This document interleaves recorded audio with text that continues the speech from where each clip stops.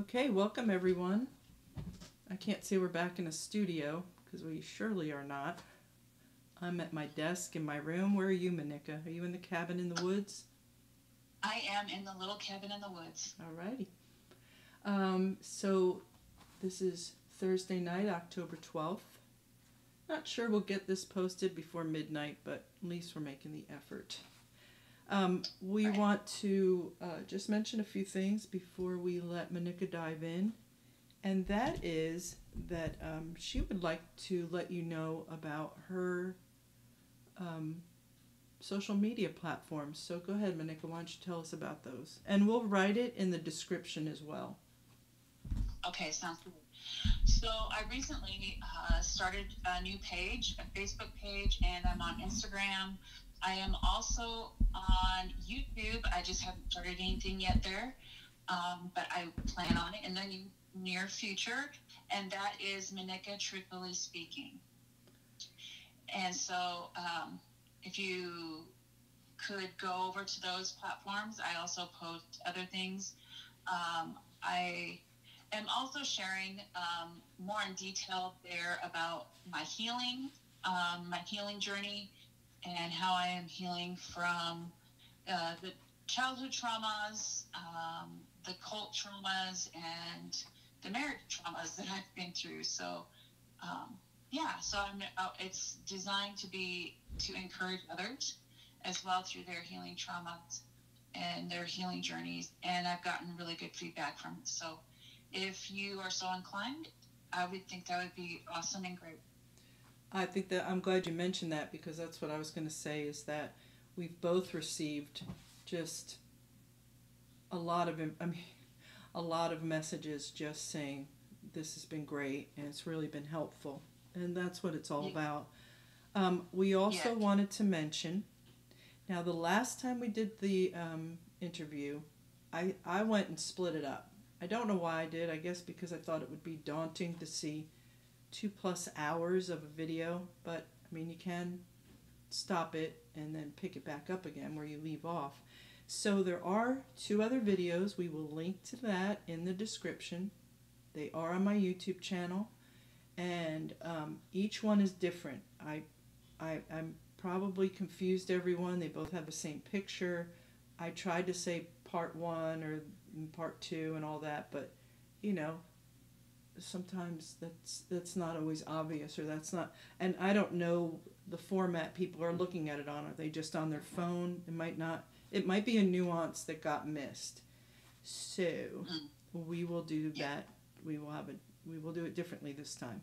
So let's go ahead and begin. And I'm just going to say we've of course talk a lot, but I don't like to know anything except like an overview of where we're going to go, so I can make a few notes. But where would you like to begin this evening? Did you want to pick up sort of where you left off and just do a continuation, or what? Yeah, so I thought I've been kind of thinking about it, and there are some things that I wanted to touch base on that did happen while in Bible college that I didn't get to before. And then just finish some of the other situations that happened with my first spouse, and then move on from there. Alrighty, have at it. All right, so one of the things that always and I've had other people that have reached out to me in the past that have mentioned some of these same things is some of the things that we were ridiculed about, and for instance, our body shapes. If there was any individual that was overweight, or even just your name, if your name was different or stood out, the ridiculing and the teasing that would happen. And then it would be, to the point where it was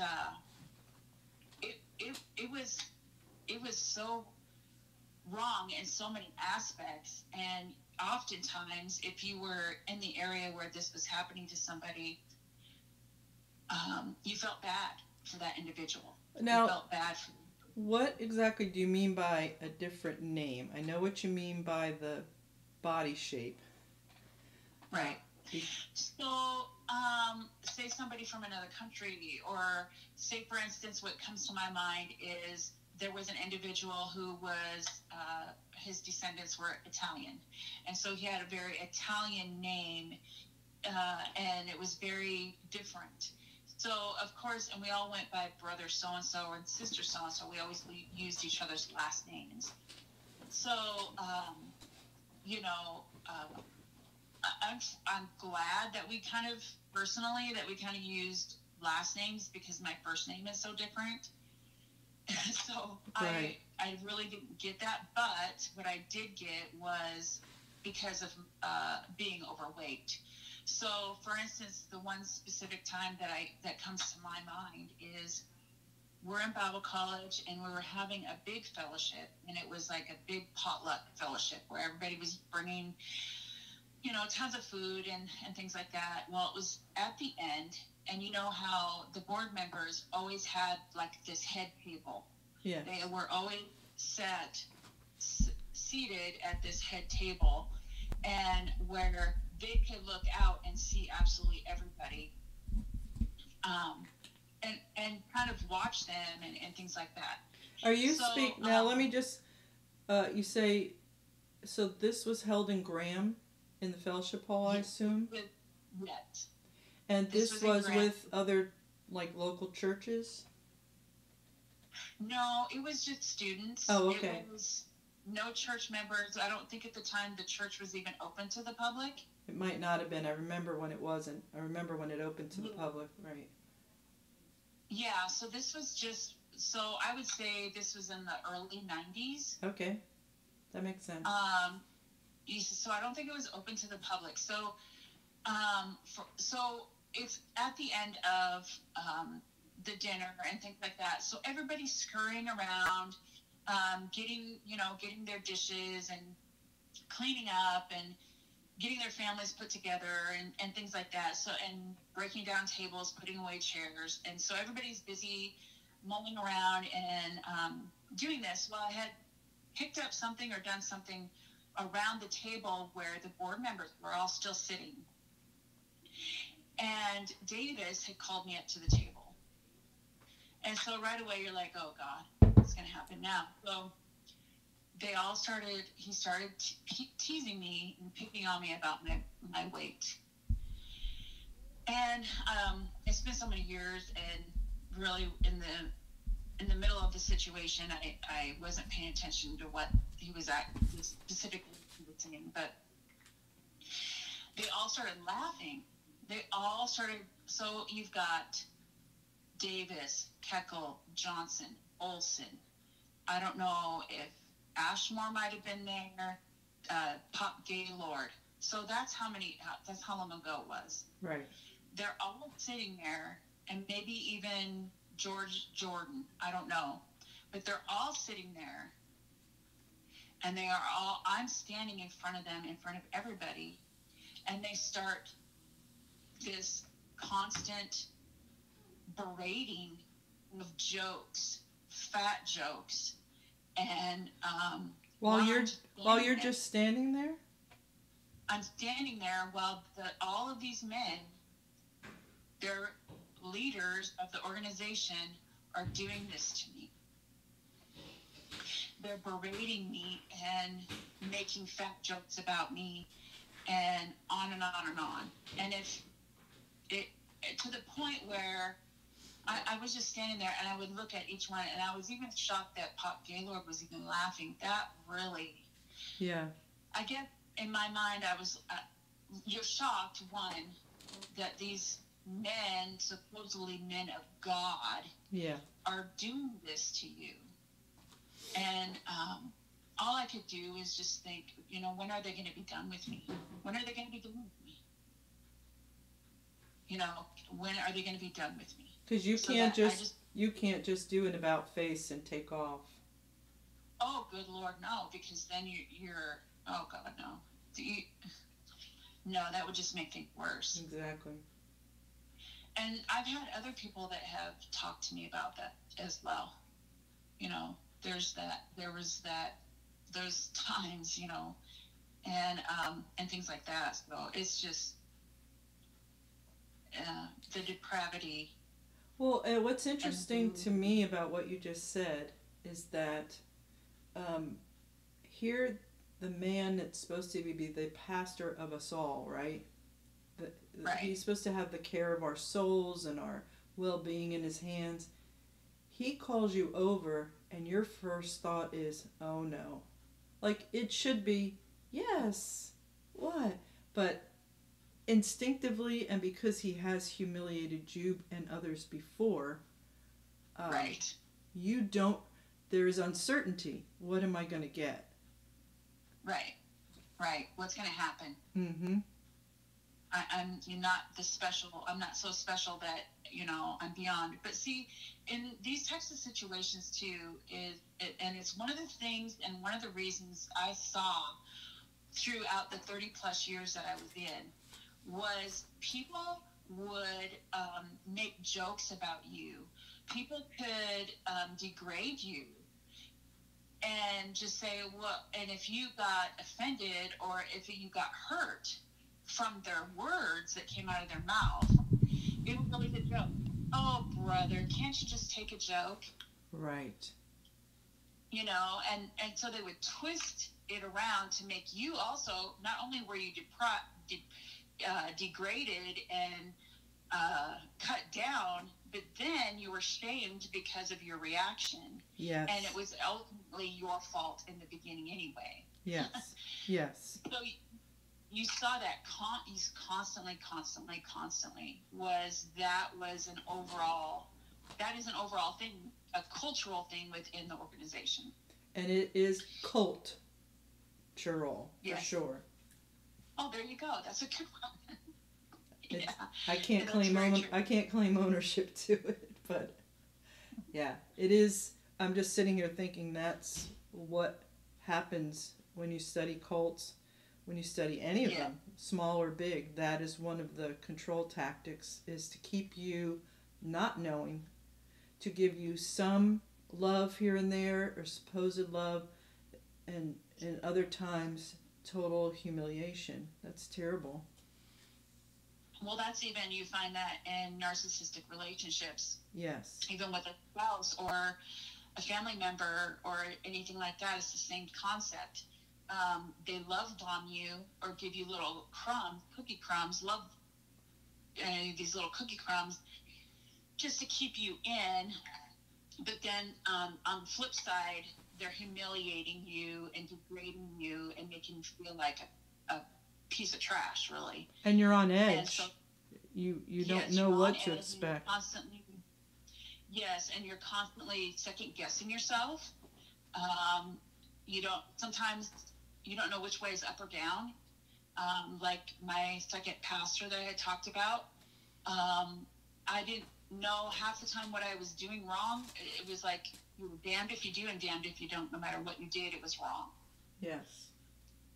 And so that kind of brings up another situation in Bible college, this love bombing thing that would happen sometimes. At one point in time in Bible college, my shoes, I had one pair of shoes, and the one side had, the one shoe had a big boot throughout the entire sole. So when I walked, it was in the fall time, and of course in Washington State it's constantly raining. So if you were behind me from a distance when I walked, you could see that I had a hole in the sole of my shoe.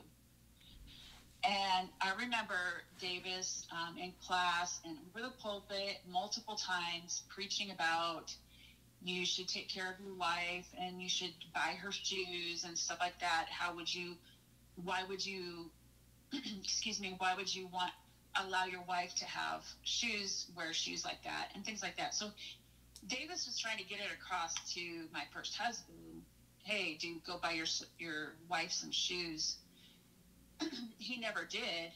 So one night in class, um, I had made sure that most of the students had left because I had this hole in my shoe and it was embarrassing and I knew people could see it. And most of the people had left, and so I got up to leave the classroom. Let me just ask a quick question. Was your husband in the building or out of the building at the time? I don't know. I honestly don't know. Okay. I don't know if he was outside or what. I don't know. I'm assuming he probably was, but I don't know. I don't remember. But Davis called me up to the desk, and he gave me a $50 bill, and he said, "Go buy yourself some shoes." And so on the way home from class, I had shown my spouse that my pastor had given me $50 for shoes.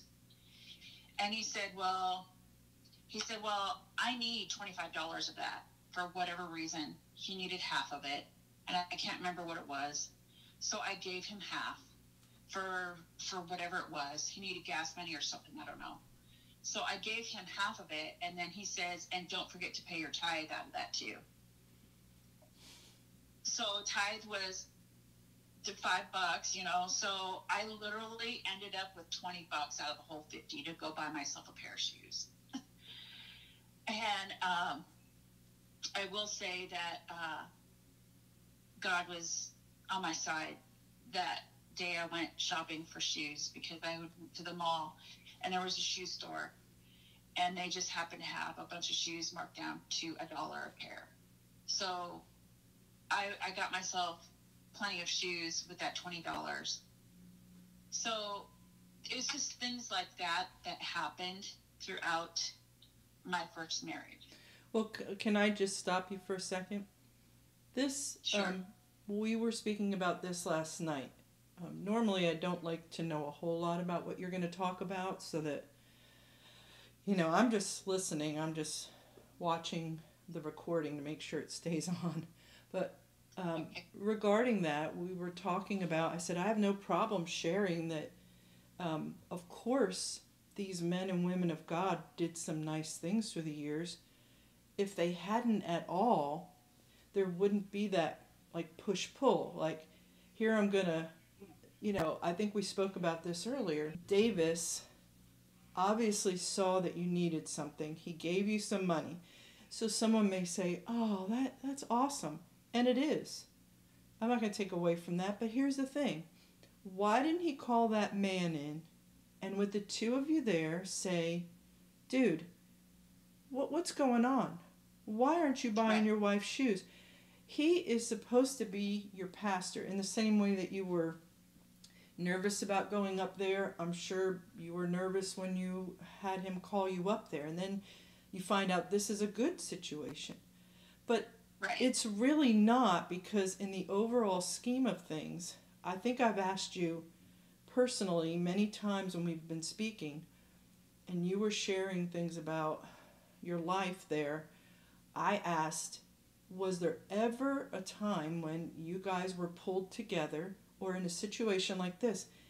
He can say, where is that guy? Bring him in here. What's going on here? It is so cultish, because it's that here's something nice, and now in the future I'm going to humiliate you, you know, publicly. Or I'm just not going to be around to help you or do anything else. So there doesn't ever seem to be an effort to keep people together, really, because they do pounce right on people after someone, like if a spouse leaves, they want to get you divorced and remarried again right away. But for this, what sticks out is just that obviously he saw the situation. For someone, for a husband to allow that to happen, it's beyond the pale. But further, why? What would you do if you were in a local church and you saw that? Wouldn't you want to say, as a pastor, hey, can we talk, guys? There's a way to sit down together and say, hey, it seems like there's something going on here. You know, can I help in some way? Like, what's the Right. dynamic going on behind the scenes? Is there something we can help you guys work out? Let's do this. Let's fix this. You have a son. You're in the ministry, you know? And Right. it's just, like I said earlier, it's like one of those little tiny band-aids you put on, and it doesn't do anything. It falls off right away. And Right.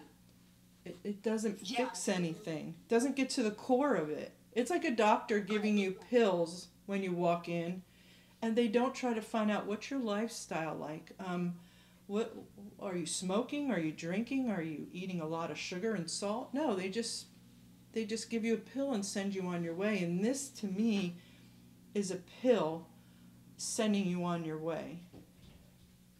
Right. So there was never a time where, you know, you would think, okay, what's going on with this couple? That is it because he doesn't have the money to buy the shoes for her? Right. What is their situation? Are they that poor that she has to walk around in shoes and have totally wet, cold feet in the fall? There was nothing like that. It was just he was deemed a loser and you know, somebody who wouldn't provide for his family, which he wasn't. But they didn't go the extra. They didn't do the common sense thing as to find out what is behind all this. Right, and not only that, what about your son? Everybody knows, Right. okay, if this is happening and he's not even getting shoes for his wife, what is this poor kid dealing with? Let's Right. find out. Let me try to help you guys. What can I do to help you? There was never that. There was just husbands and wives tattling on each other. It seemed like. Yeah, and we'll kind of delve into this later on here in a few minutes. Yeah. More. So our experiences, we kind of fast forward. Our third work was a brand new church work. We had went out to pioneer it, and so in saying that, for those that may not know, New Testament Christian Group had not had a church work there. So we had left Washington State and went to this new state, to... Wait a minute. Okay, I have to stop you there, because this is... Okay. So, did this happen after the shoe incident? The shoe incident happened when we were in Bible college. So Okay. we had already been, so the shoe incident and all the other incident had all happened in Bible college. So, you know, that had happened before we went out into a work. Was your marriage and everything stable when you went out to the work? Did you feel? Oh no, it was never stable. Okay. That marriage was never stable. So they're sending this couple out, and was your son with you? Yes, yeah, he was young. And they're sending you all out knowing that they've never sat you down and said, hey, before you go out to this work, it is going to be hard. Like, you have to get it together. And if you guys can't be together as a couple, then how will you succeed? How will you help anyone?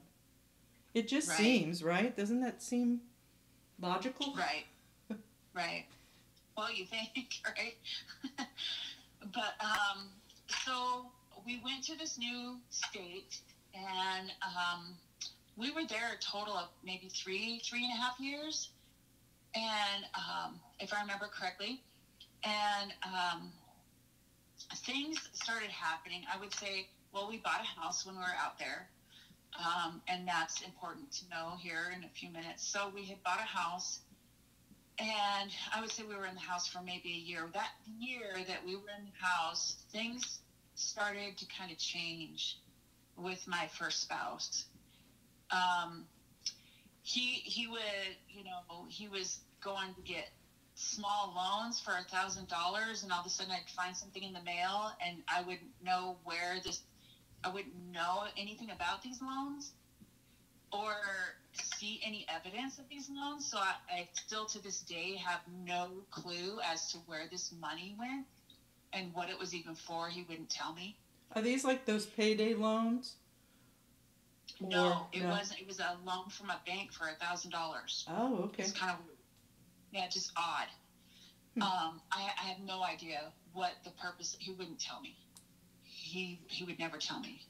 So just odd things, and he would like disappear for the day. And when he would come home, I would ask him where he was, and he said he was at the library all day. And you're like, it just it's odd, really odd things that just don't make sense. Did you ask him what he was doing there? Like what he was studying? Like, who spends the entire Saturday at a library? I don't know. So, anyhow, so there's just odd things were happening. And one day I had overheard a conversation. He was on the phone with Reverend Olson, and he was confiding in him and really, I guess, confessing his sin to Reverend Olson, that apparently he had been watching porn at work, on the computers at work, because we didn't have computers. Right. And he had not gotten caught at work, but he had felt guilty, and so he was repenting. And so that is the reason why we left that state. Of course, we were commissioned to come back to Washington State, to the Bible college there. And our replacement was sent to take over the work there that we had got going. And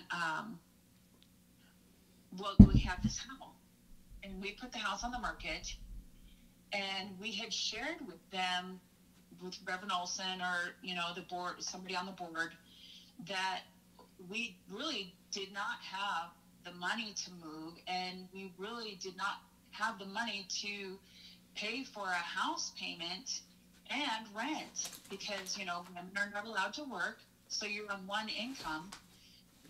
And so we didn't have the money to do that. Well, they didn't care.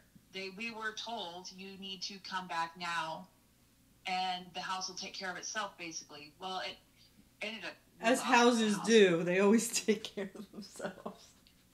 Yeah. Oh, so God. Because of that, that house went into foreclosure, because we were demanded to come back to Washington. So that really, I know it affected my spouse, and it affected both of us, because now you've got this on your credit. Yes. You're just you're doing what you're told to do, and it's not in the best interest of you and your family. No. But you go and you do it anyway. So that really had an effect on us as well, financially. And then, you go and you do all this stuff for this organization. You go out into these works, you sacrifice, you are literally, you are responsible for your own bills and your own family, as well as that church building and what goes on in that church. Financially, you are the one responsible. The organization does not help you whatsoever. Right. Financially, for the work that you start. And so, so there's a lot of stress with this, financial stress, and just the stresses of having to get all this put together, and when you go into a brand new work, you have nothing. You have absolutely nothing to start with. And you go into this state where you know absolutely nobody. And so it's your responsibility to get a building, get chairs, get a piano, get hymnals, a pulpit, and all this stuff with no money. Exactly. And so, you're busting your buns, so to speak, and it's the stress of it is, unless you've experienced it yourself, you have no idea. Yeah. The burden. And it takes its toll on your health in a major way. It really does. It affects your health. This stress affects your health in a lot of different aspects. you wonder why there's so many people with health issues Yeah. in the organization and they're overweight. It's because of the stress. Yes. It's because of the stress. Well, here's my thing, and you telling this, you know, not Keckle, I keep doing that. I'll cut that part out. Davis likes to claim, you know, he has this inroad to God. Well, didn't God tell him, not only were you a troubled marriage, but financially, he knew well and good that it had been a roller coaster. So you send these people out to start a work. Did they just send you, or did they ask your husband to pray about it, a certain place, and name the place? Do you remember? No. So I do remember my first spouse had a calling there. He felt drawn there. Okay. To this. So, you know, so you try and scrimp and save as much money as you can to get there. But as you know, money only lasts so long, and you've got to start all over. Yes. It's the starting all over, constant starting all over. Oh. So, you know, in '93, we had graduated and went to our first work, which was clear from Washington. It was clear across the country almost. So it was way out there. And then we're only there for a couple years, and then we have to come back to this Washington. So in Washington, we moved a couple times because we helped in a local church out there in Washington too. We were workers out there. And then we moved to this other state to start a work. And so in each spot, you're only there for a couple years, 2 to 3 years.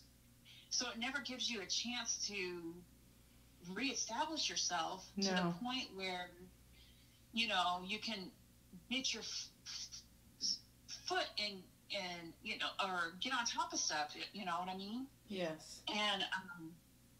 And so, you know, you're constantly moving around. So that was really hard. It was hard, financially hard. It was extremely hard on my son. I can't even imagine. Well, I can imagine. With my daughters, I can imagine. Right. So, anyhow, we get back to Washington. I'm sorry, go ahead. No, I didn't say anything.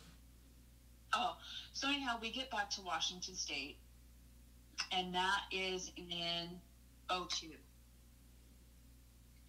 We get back to Washington State in '02, and it was toward the beginning of the year of '02. So we start all over again, and things really went downhill from there with my first spouse. Oh, let me ask you this. I'm going to keep asking this question.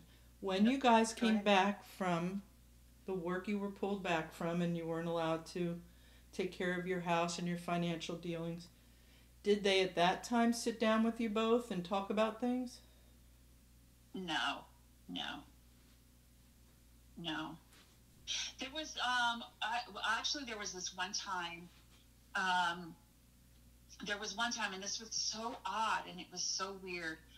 I remember I was at home and my spouse comes home. I don't know where he'd been or whatever, but apparently he'd been at Keckle's house. And he just came home and he was like, hey, I've been talking with, you know, Reverend Keckle or whatever. And he would like, you know, if it's okay with you, there's no pressure or anything like that.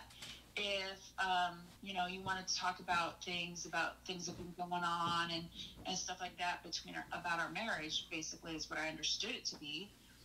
And I thought it was just really odd. So I was like, okay, I just agreed to it as I didn't know, we hadn't been, usually when things like this happen, it was because we were arguing a lot or something like that. So then something like that would come out and we hadn't been arguing or anything like that. So I just thought it was out of the blue kind of thing. So anyhow, I went and he drove back to Keckle's house and Reverend Keckle was out there in the yard when we pulled up, and I didn't know what to expect because I didn't know why I was really going there other than to talk about to supposedly get counsel about our marriage and things like that. So, but I didn't know what exactly it was about. I didn't know if it was like, how it had been in the past, if it was something else I had done wrong or something. I didn't know. So he didn't give you any details on the ride over? No, and I didn't ask because you pick your battles wisely. Yes. And so we get there, and Reverend goes outside, and so we both get out of the car, and I just was kept neutral because I didn't know what really was going on. And so I'm expecting them to bring up the subject or whatever it was in regards to the reason why this meeting, the reason behind the meeting. And we must have sat there for an hour and a half just talking about whatever. The sky is blue or plants or I don't know what. But nothing ever happened. Nothing was ever said. I mean, there was no counsel for anything. Wow. It was just a bunch of small talk for an hour and a half or so. And I was like, and then we left. And I'm like, what in the world was that? It just made you flabbergasted. Like, what was the reason behind this? And I wasn't sure if I should bring the subject up as to why, what's the reason behind the meeting. But then again, because you're in this environment, you just keep your mouth shut. Pick your battles wisely again, And so still to this day, it was so odd and so weird and just, what was the reason behind it? I had no clue. But that was the counseling session. That was considered a counseling session, I guess. Well, I find that very sad because, I can't relate to your relationship with your first husband. Mine was very different, probably because we met outside of the church. That didn't help things in the long run, actually, but I can't imagine not saying, why are we going over there? Right. You had been tugged from all sides, and I totally am trying to put myself in your place, and I can totally get it, knowing the environment, especially at the time. I can see why you didn't. And here you have the man of God who's not taking control of the situation and trying to help two people that clearly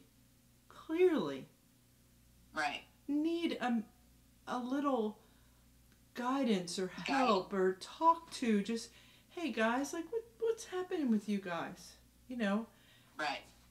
And maybe that's the time where you could say, oh gee, I don't know, maybe it's the stress of a foreclosed home, or I don't know. Yeah, right. Husband I don't feel like I can speak to about even something as like, why are we going over here? Or why were we just there? It's incredibly sad that you had to live life like that, because then you're always in the dark, it seems. You don't really know. And things pop up out of the blue, and you kind of just have to go with it. But then again, it's the result of abuse. So you don't know when to speak up. You don't know how to speak up for yourself. Because if you do speak up or ask a question, what is that going to open up? Is there going to be rebuke? Is there going to be constant questioning? Is there going to be more abuse? Right. So you're better off, you're safer if you just keep your mouth shut. Right, because you've already experienced a husband that went and told on you. Right. So I'm experiencing this from not only the leadership from this organization, but I am experiencing this at home with my spouse. Yes. So I remember a conversation that you and I had months ago, probably, and I remember sharing some of my stories with you, And I remember you making the statement to me, Monica, I'm about ready to say something. I don't mean it in a mean way, but I don't understand how you can still be sane under all of this, because you made the statement, at least you and your family could go home and shut the door and get away from the abuse. Yes. Whereas I had the abuse at church and I had the abuse at home. And it wasn't just for yourself. I always want to remember, you had a son that was experiencing all of this mayhem. Like, where's the concern from those people that, oh man, let's let them finish selling that house, and let's make sure that young man has stable something or other, you know. Right. And, no, there was nothing like that. No concern ever. It's, you need to get back here and you need to get back ASAP. Because everything is fixed in Graham, right? Right. And what's the reason? What was the reasoning behind us hurrying up to get there?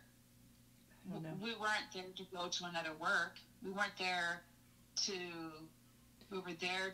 Get your head screwed on straight. That's what Davis used to say. Yep, that's exactly it. Get your head screwed on right. You need to get your heart right. Yep. And that magically happens in Graham. Yes, it magically, they just preach a few messages and you're right with God. Right. If you look like you have repented, good enough. Yeah. There was no intervention. They're very keen to intervene in some ways that are insignificant, but in these major life, like, this is someone's marriage, this is someone's life, how do you not look in on it and say, like, your heart breaks and you want to help? Like, how come there's not that longing to help? Right. It just doesn't make sense. Which, if a pastor has that type of heart, would be the love of God would drive him. So the love of God is not driving these people. No. There's the compassion, and the true godly love is not there. No, and they say it themselves. It's a business. It's a business. Oh, yeah, it's just a business. Yep. So you're just part of the business. I mean, there's a lot of businesses that are very customer service oriented, and they bend over backwards for the customer. But at the end of the day, they want you coming back for your money. Right. They're not getting involved in your life. They stay detached. And that sounds like what this is here, and you're not the only one. We all have situations where I can look back and say, why didn't that pastor of us all ever, say, hey, let's talk, let's find out what's going on, hey. Right, and not only that, but even as we sit here and talk about it, there was no guidance or counsel for my first spouse. No. And the situation that he had put himself in while we were out there in the work. Yeah. There was no counsel. There was nothing like that, unless it went on that I don't know about, but I didn't know. They did not take the time to help him. There was never any time to help him. Did they preach to him over the pulpit? Like, coded? I don't remember. Yeah. I honestly don't remember. That would happen a lot, and it would be easy to figure out who it was, because it's like, oh, they just came in from a work, so must be them. Right. Or that's what they did to me. Right. They did it to me, multiple times over one situation. And even, back that first work, that just stepping back to the first work that we were in, and the reason behind having to leave there was I supposedly cursed my spouse up one side and down the other. Well, they preached at me at conference. They treated me horrible at conference, and then I got preached about it again when we went back to the school. And then I don't remember them doing that to him about that situation, what he got himself into. Right. And that's how they handle it. Like, they humiliate you and make you leave the choir in front of everybody. But they never sat down to say, what, Moníca, we wouldn't think you would be someone to do this. What's happening here, guys? It looks it looks on the outside to us like you're falling apart. What? Again, I could say this through your whole interview probably. What can we do to help? There is none of that. There's none of it ever, ever, ever, ever. Yeah. Because it's not money that someone needs. It's not a quick fix, although it is helpful. But it is not getting to the core, and then things will never change. How can they? Right. He clearly needed help and guidance, and it does not seem like he got it. No, if anything, it's shame. We get shamed. Yes. And shunned, and and that is what's common. Yeah. And so it really it being, I want to be fair and I want to be right, and in all of this and sharing all of it, what my stories are, but to be right and to be fair, you have to bring up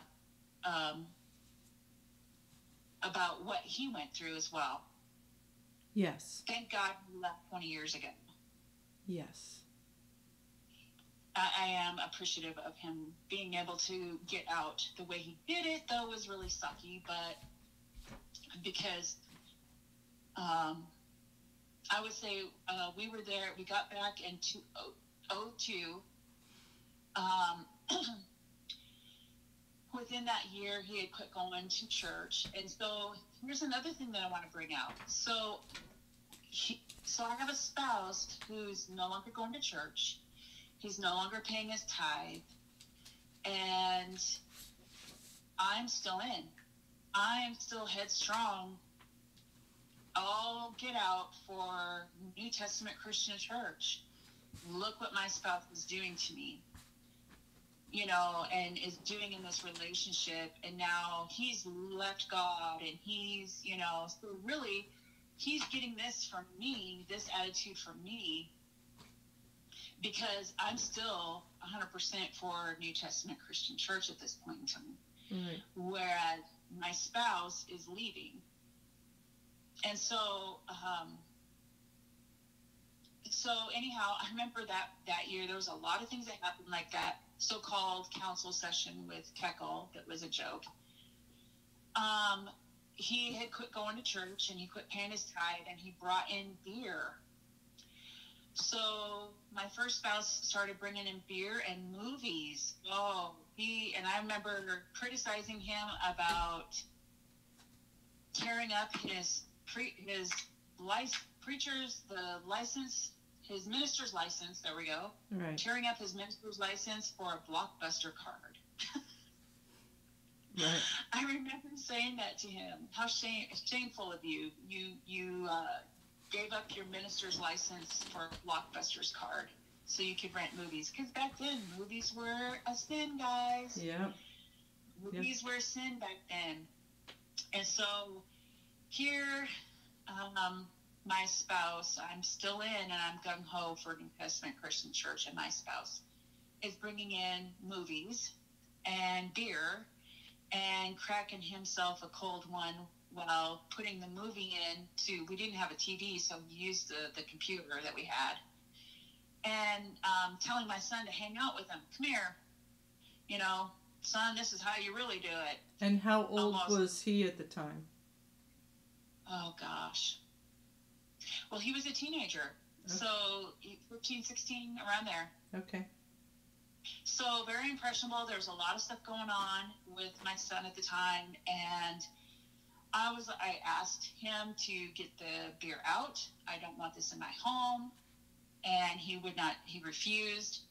And so I commenced at pouring his beer out in the sink. Well, he commenced on calling 911 and having the police come to the house because I poured his beer out in the sink. Who knew that was a thing? Only on the West Who Coast, knew? man.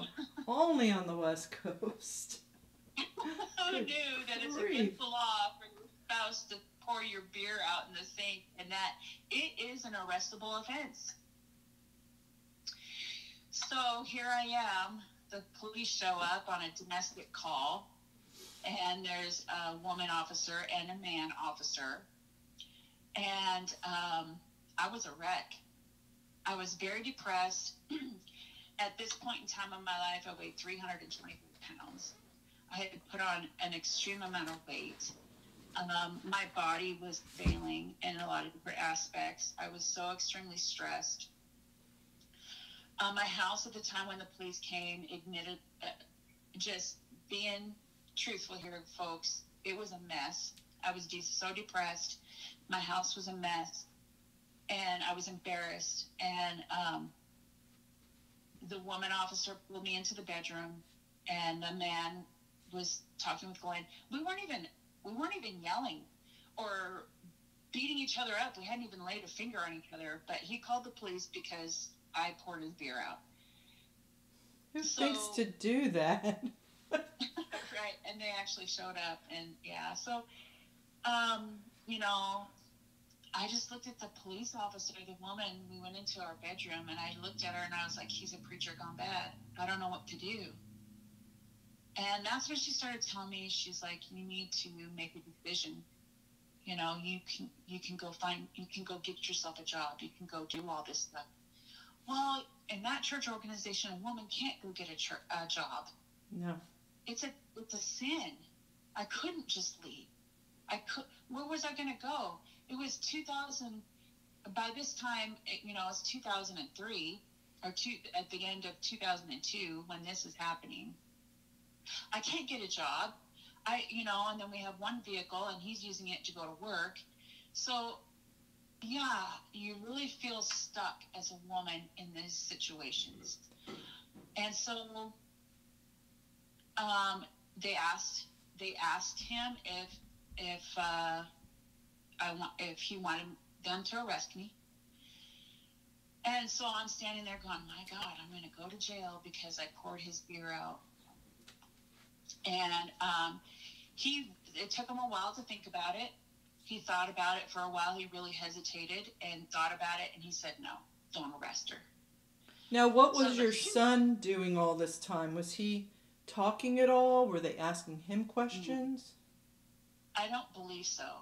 I don't believe so. He might have been outside or in his room. I really don't remember. Yeah. I'm just wondering, because I remember you said the lady cop said to you, like, your place is a mess, and, kind of have to make a choice here. I was wondering if they spoke to him since he was a teenager. I don't remember if they did or not. I don't remember. Maybe they could just assess the situation by looking at the scene. Right. And we weren't being violent to each other either. So that, that was the other odd thing about it all. Yes. Is we weren't being violent toward each other. It was just the fact that I poured his beer out and it ticked him off, so he called the cops on me. Oh my, it just... It almost had me arrested. So, just crazy stuff. I've been through some really crazy stuff. So, now that's almost laughable, actually. But now, what happened?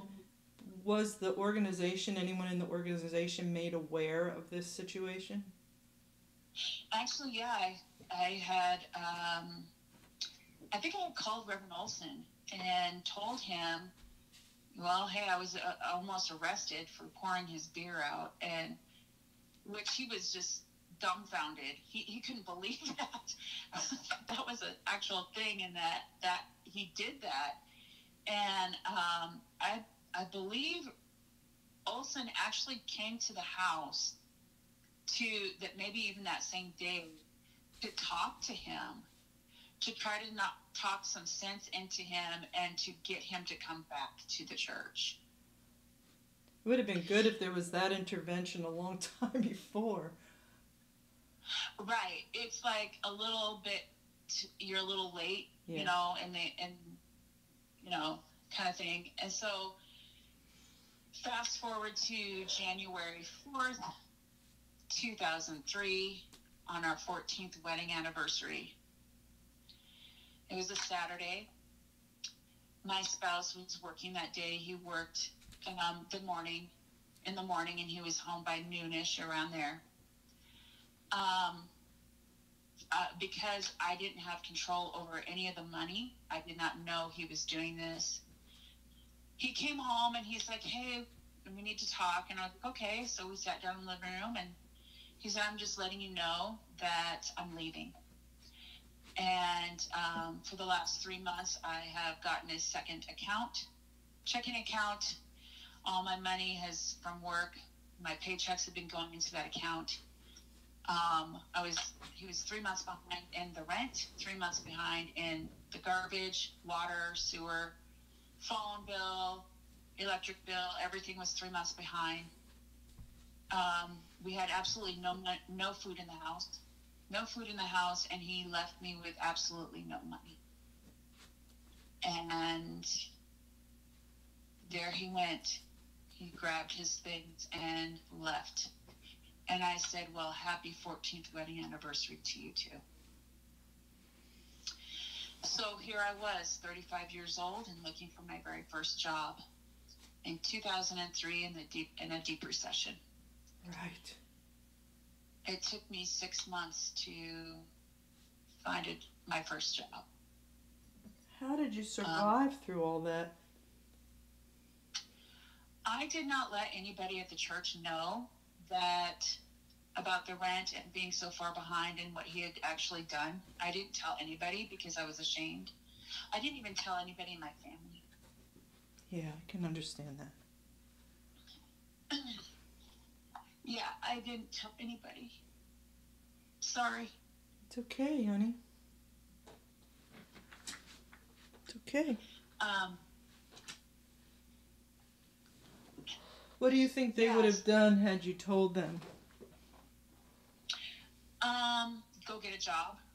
Get yourself a job. Oh, I mean your family. My family? I would say there's a lot of shame that I put on myself because I'm the only Christian, I was at the time the only Christian in the family. You know, I'm the shining example of what a marriage is supposed to be like, and here mine was an ultimate fail. It was nothing to be an example about. And so I felt like a total failure as that went. I was embarrassed. And should have been it should have been helped all along. That really, really gripes me, I have to say. Well, there was nobody to check up on me. Nobody came to ask me if I needed anything. Because they knew he left. So, right? They knew he had left. So they knew I had a teenage son at home. And nobody from the church came to check up on me. Nobody came to see if I was okay. Or to say even, let's pray for you, or let's let others know so maybe we can scrape up some things and help you get along. Maybe we can network and find people who can get you a job. Right, or, you know, do you need food or anything like that?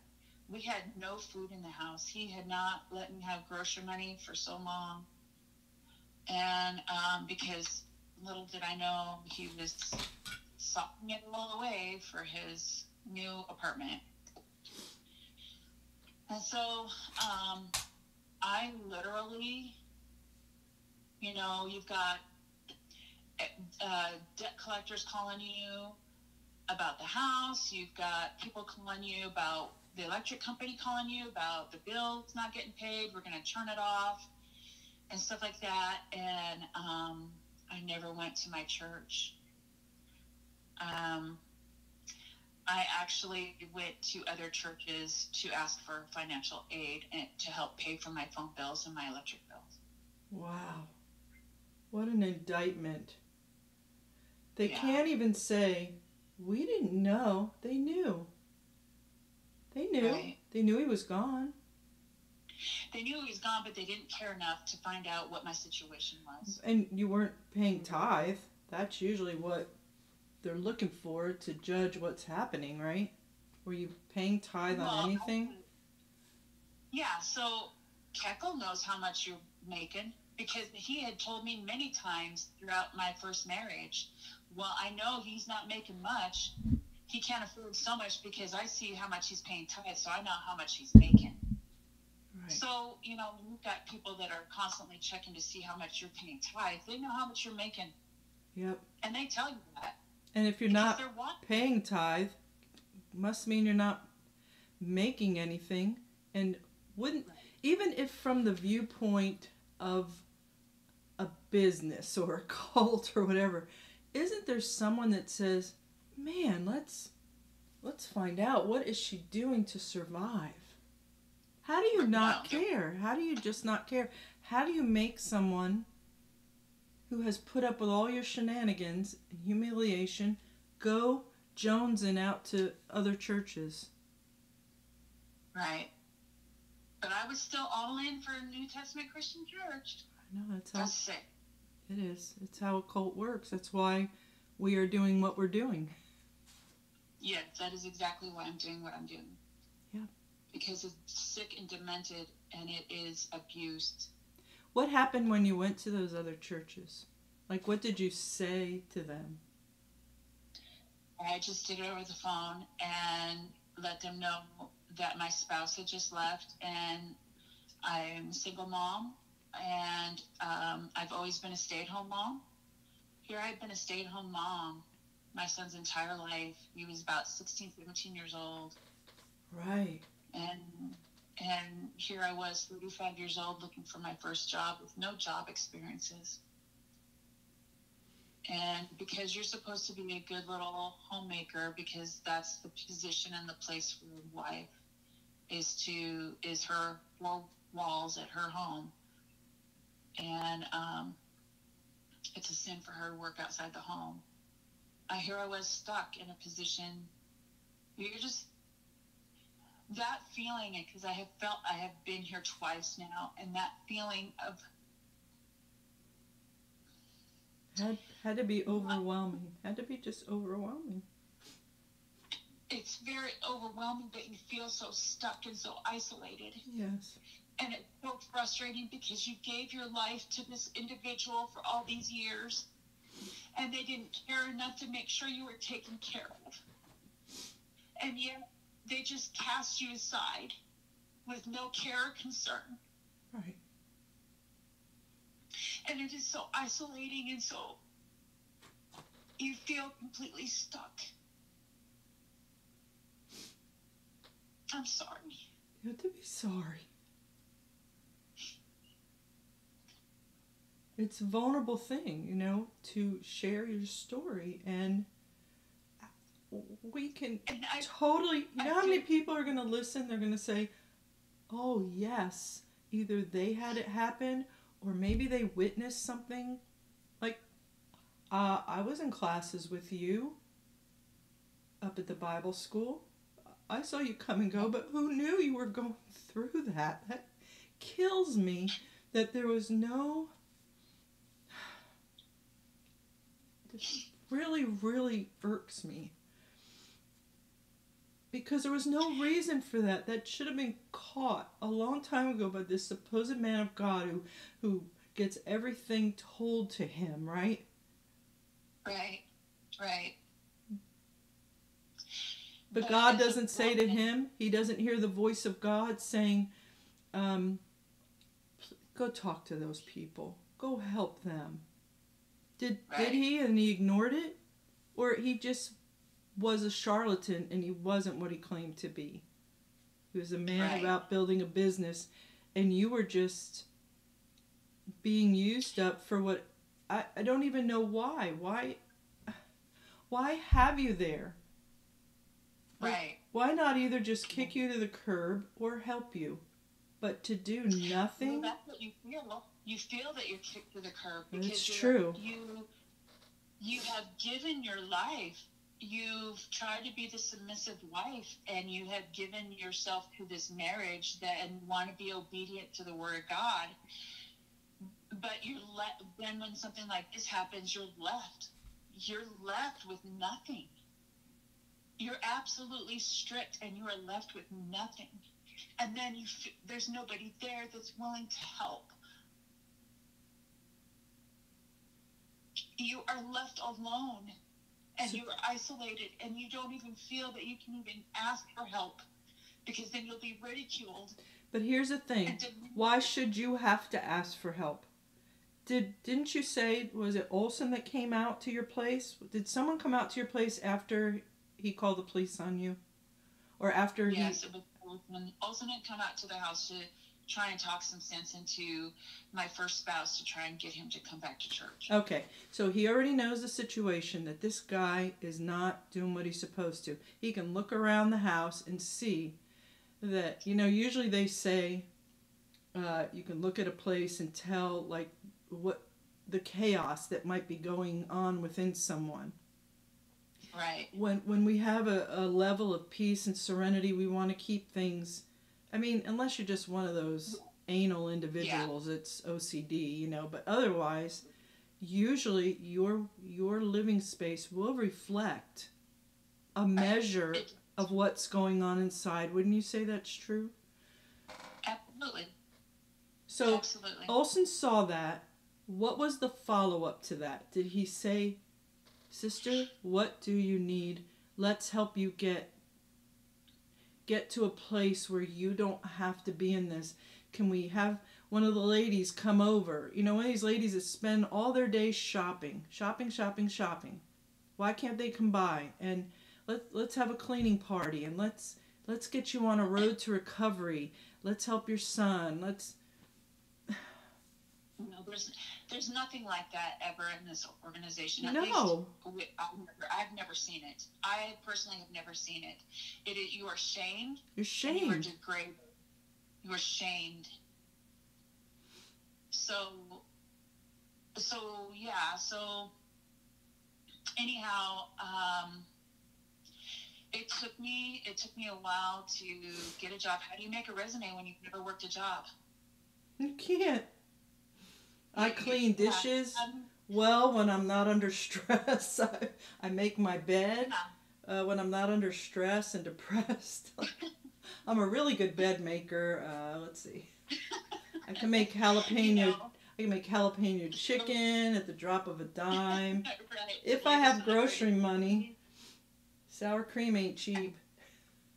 Right. You budget your groceries. Yeah, exactly.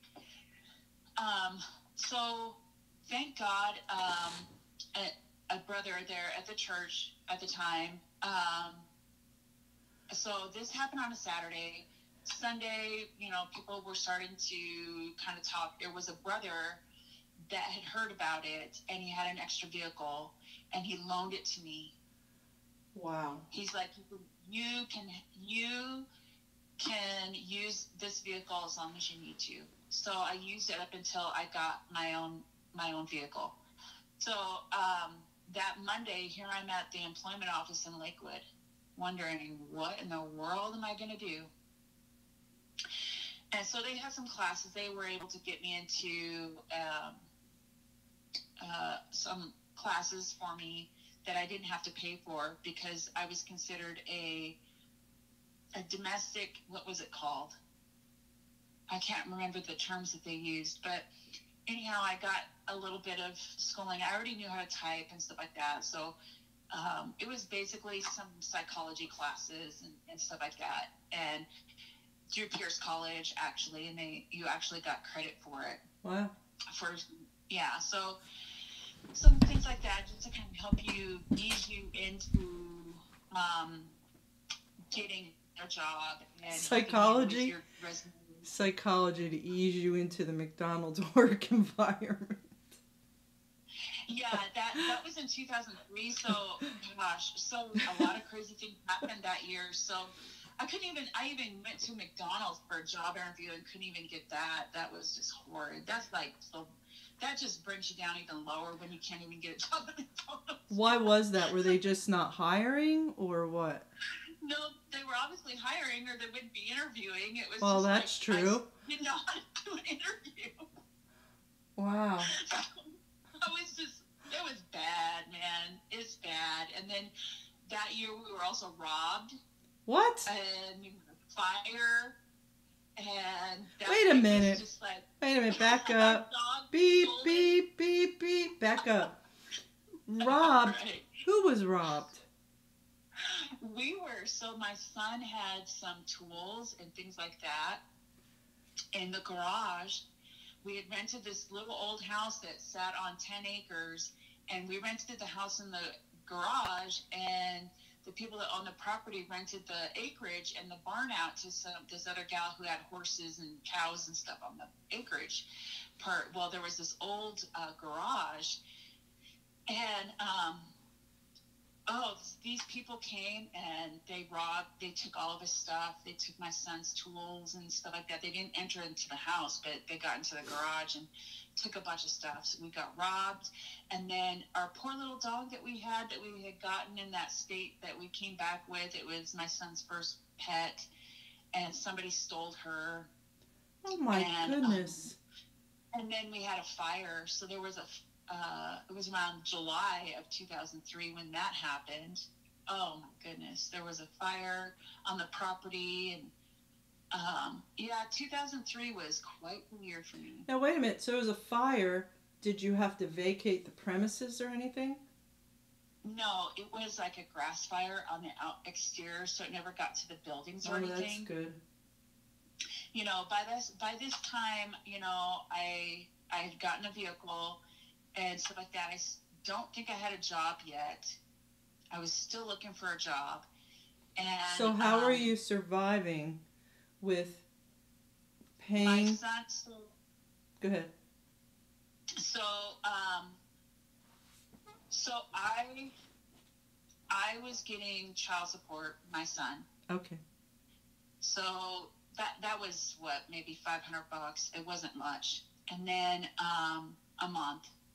So that helped. And then around that same time, Washington State made it a law that all children need to have medical insurance.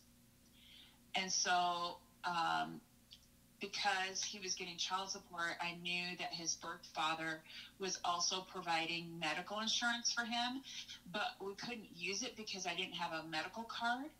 So I had called up this caseworker, and I had to go into the office to make arrangements so that I could get a medical card for my son, so that if anything were to happen, so he could use what he was already paying for. Well, in that meantime, this woman found out my situation and really was trying to talk me into going on welfare and things like that. And I refused the money because I had been on welfare before when my son was born, and it was really shameful for me. Yeah. And so I think we probably grew up, maybe like the era I grew up in, that was never, like I don't think we ever indulged because of that. Like that was the ultimate shame, yet when you're so desperate, like you are the type of person that it was for, you know? Right. So growing up at one point, my mom was on welfare, and I'd always I never want to be on welfare. But then I got pregnant when I was in a senior in high school. So in order to get away from, in order to get away from the drugs and the stuff that was going on the home front, I got on welfare. So I had money coming in because I had to make up so many school credits that I couldn't get a job. Oh, right. So, because I was going through night school and everything, trying to make up credit so I could graduate. So I didn't have time to get a job. So I had got on welfare because I was pregnant. So I had money coming in so I could get out of the house, get away from that so I could get my own place kind of thing. So, so here I was facing welfare again, Oh. you know, forward. I did get some food stamps. She did. She's like, you cannot leave this office with nothing. What are you gonna? You can't. Your child has to eat. You know. Yes. So I did get some food stamps. So, but it was very minimal. I just wanted a job. Everything within me I just wanted a job. I want to work. Oh, I just wanted a job. But because of the recession and everything like that, it was difficult. Yeah. And so I finally got a job, and just kind of moseying on here. I got a job, and things were starting to straighten up for me. I was able to, you know, get caught up on rent, do all this stuff, and get caught up on everything and get everything up to speed and stay on top of things and stuff like that. So, and then 2.5 years later, here comes husband number 2. Oh, God. And I was still in the organization, you know, still in the org. Which is stunning.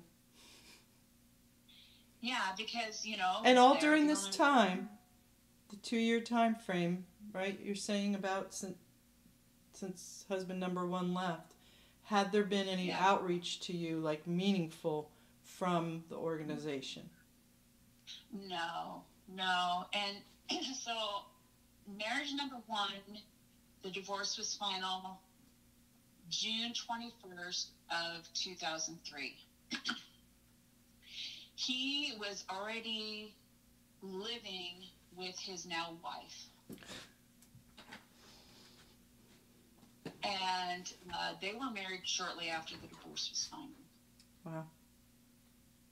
And another thing that also what did help is because of the divorce, because I had done the divorce, I did it all myself without a lawyer. I had put all the paperwork together. I did all of that without a lawyer because I couldn't afford a lawyer. And he wasn't going to pay for one. So I did the divorce myself and did all the paperwork myself. And the reason why it happened so quickly is because even though there was my son, we technically did not have a child between the 2 of us. Oh. Or they would have made us wait a year or 2. Right. For the children's sake, and then you got to go through all this counseling and all this stuff. But because we did not have any children between the 2 of us, I didn't even let the court know that I had a child involved in the situation. And that's why I was able to get it done so quickly. Right. And then, but within that divorce decree, I had put in there that I wanted $500 a month from him for the first year. So how did you arrive at that amount? I was trying to be fair. Right. I was just trying to be fair. I don't know. He agreed to it. We did an uncontested divorce. He agreed with it. Mm. And so, but when he met his now wife, and they, even before the divorce was over, she was paying for his spousal support. So I would get checks in her name, her personal checks, to pay for his spousal support, which I always thought that was so odd and weird. It is so weird. But hey, I figured he'd found himself a sugar mama. I've heard that story several times, so I'm not surprised by it. Yeah, so, so then I took some time to heal, so supposedly, you know, thought I was doing right. And you were hanging out, you were in Graham all this time? Yes. Excuse me. Yes, I was in Graham the whole time. What was your, like, week-to-week existence like then, like at the church? What was your interaction with the leadership or the women of God and all that? just, I guess, nothing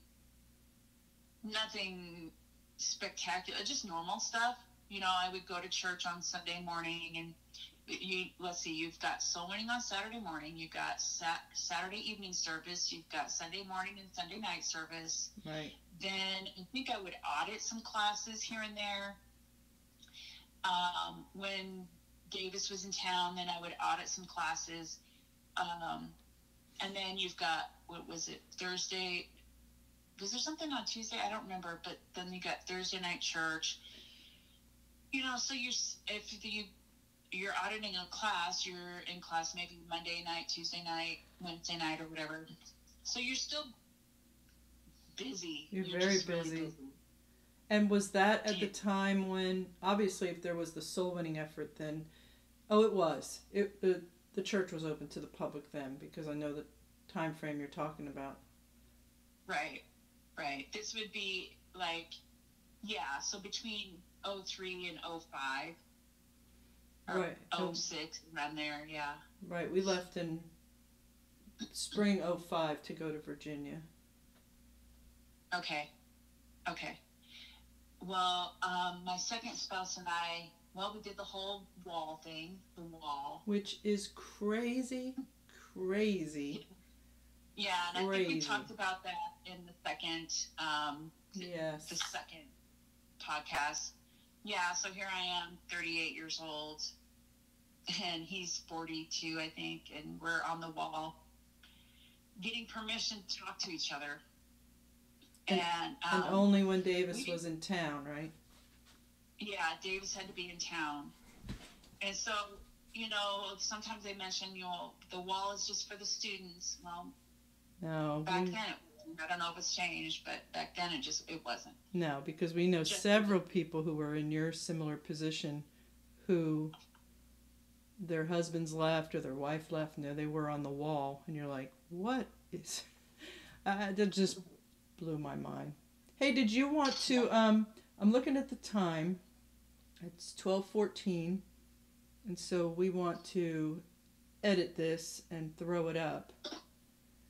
And I will have to be up early for work. It's Friday, though, so I don't mind being up late.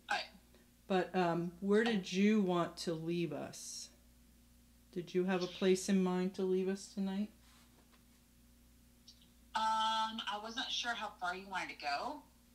Yeah, because we're at an hour and 22 minutes right now. Well, we can shut it down and come back for... How about we'll pick up... Yeah, that sounds good. Let's do that. Okay, that sounds great. So we just want to give a reminder again that that you have, and it will be in the description, so please look for where you can find Moníca around the World Wide Web. And what was the other thing? Oh yeah, and the other videos that are there. There's 2 of them. They're 2 separate ones. I don't know why the one has way more views than the other.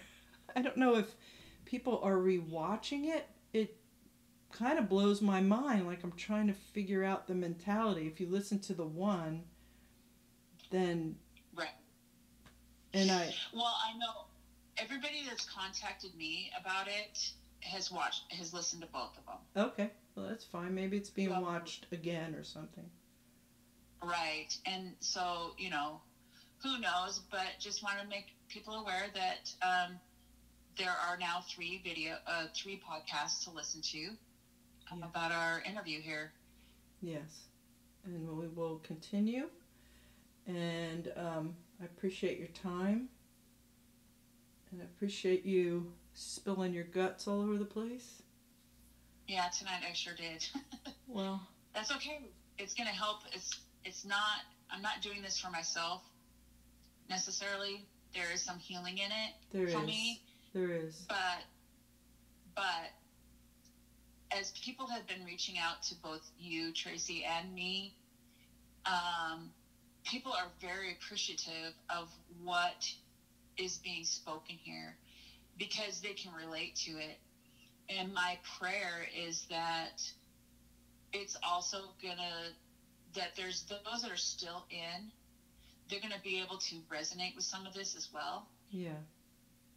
And maybe if they have the courage to even listen, one, that they will see the same things. I know they've seen them. And hopefully this will also give them courage to step out and get away from the abuse. Yes, I like to say we all had shared experiences where all of us witnessed all of these things in one form or another. With maybe it wasn't Moníca and her first husband, but maybe it was this other lady and her husband, or this Right. other person who was humiliated beyond measure, or Right. all the other stories of how this organization does not reach out and perform any sort of what you would think are biblical pastoral duties, things that I know we endeavored to do when we were out in works, and Right. it was appreciated, and it was different from what we experienced Right. with Davis as our pastor. And it doesn't seem like it's much different with Keckle. I don't go by anybody who comes out and support, because I was one of those. You stayed in. I was there too. I was the one that was like, I would when your family and stuff comes to you and starts questioning you about certain things with the organization, you're there to make up excuses. Well, this is what they teach and this is what they believe, and it's really not this way, Right. Because it's really a good thing, and they're really just looking out for your well-being, and that's why they're so controlling. So right. yeah, I was there too. It's funny because you just said something that reminded me. When we were in Pittsburgh, I went to see my family because someone was very ill. And, that takes some doing just to ask permission to do that. And right. We stayed with my grandmother, who, she was not a loving woman. She was an big Italian Catholic woman who was very opinionated. And I think my girls were 4 and 5 at the time. And I remember taking a nap on her living room couch. I needed one so badly. I was so tired all the time. And I remember her telling another family member in the kitchen, the person was asking her, she was telling the story to my great aunt, who I adored, but she was hard of hearing. So my grandmother had to speak louder, and she's like, "Oh my God, they live like such jerks." And then I had heard her in the bedroom earlier talking to Diana and trying to find out. And, I was offended at the time at all of it. And right. We were living like jerks because we didn't have anything. But, right. But I wish I could remember what Diana's responses were at 5 to my grandmother's questioning. And though my grandmother, my mother, are very, I hate to throw around narcissist because it's a very trendy and modern thing to say about almost everyone, like, "Oh my God, they're such a narcissist," but there are people in situations. My upbringing was very toxic, very verbally and physically abusive. But all these decades later, I can appreciate her trying to make sure my daughters were okay. That everything was okay for them, because I have to put myself in their shoes, and seeing me change, my personality change completely. And and that's what happens here, and that's the thing we can all relate to, is our family trying to intervene and help us, and hopefully not say "I told you so" when you get out, which you kind of have to take, like, because they did they did try to tell you so. And I don't know, it's just, I know it resonated with me when I read things on FactNet. We are both receiving, information from people that it does resonate. And all we can do is keep doing what we're doing, with, I feel, as a balanced perspective.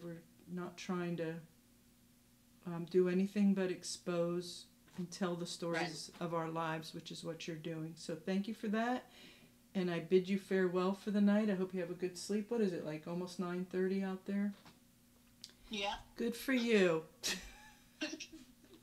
Sleep well tonight, Tracy. Please. I'm going to. No, my daughter tells me all the time, what time did you go to bed? I saw what time you posted the video. I said, well, I took a little nap after work. I'll take like an hour. Just because I've been on the computer all day. And an hour, doesn't really recharge very well, but it's enough. And this is important to me. So it's Friday, and it is literally Friday now.